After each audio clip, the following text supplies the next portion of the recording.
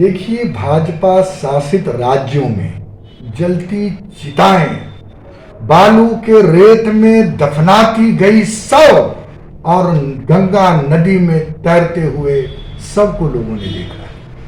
किस तरह से जानवर उस शव को नोच रहे हैं ये भी लोगों ने देखा, और सरकार की हिम्मत नहीं हुई कि वो उसको ये कह सके कि ये लाशें किसकी हैं।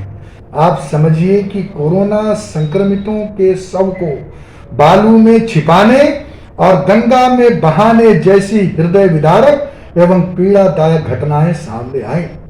झारखंड की सरकार ने अपने लोगों के वो स्थिति तो नहीं आने दिया। लोगों के लिए श्मशान घाट से लेकर के जेसीबी मशीन, लकड़ियां, हर चीज उपलब्ध कराई गई। धार्मिक रीति रिवाजों के अनुसार सरकार ने वचनबद्धता दोहराई है कि आपको हर चीजें उपलब्ध कराएंगे। बस इतनी सी बात है। बात के बतंगड़, मैं तो ये कहता हूं कहीं कफन के पीछे इनकी कोई व्यापारिक मंशा तो नहीं है, क्योंकि कई व्यापारी घराने जो सीधे तौर पर बीजेपी से जुड़े, आपको याद होगा कि देश ने वो भी उदाहरण देखा कि श्मशान घाट में इस्तेमाल किए गए कफन को अपने दुकान से बेचने का काम किया गया और वो पकड़ाए भी हैं।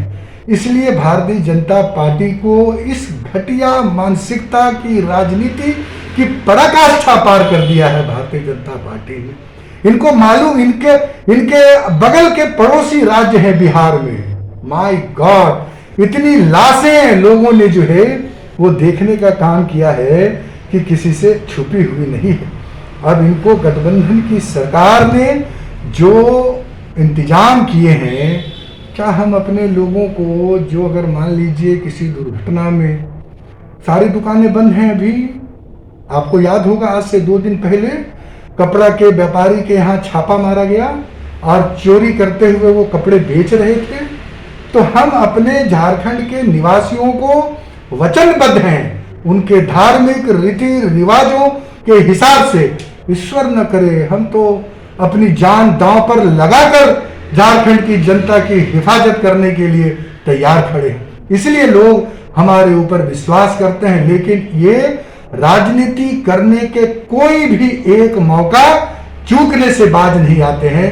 यही इनकी विरासत है और यही इनको, आप सोचिए, आप याद कीजिए जब कोरोना का पहला महामारी आया था, तब महामारी को भी धर्म की राजनीति से जोड़ने में ये बाज नहीं आया, तो ये कुछ भी कर सकते।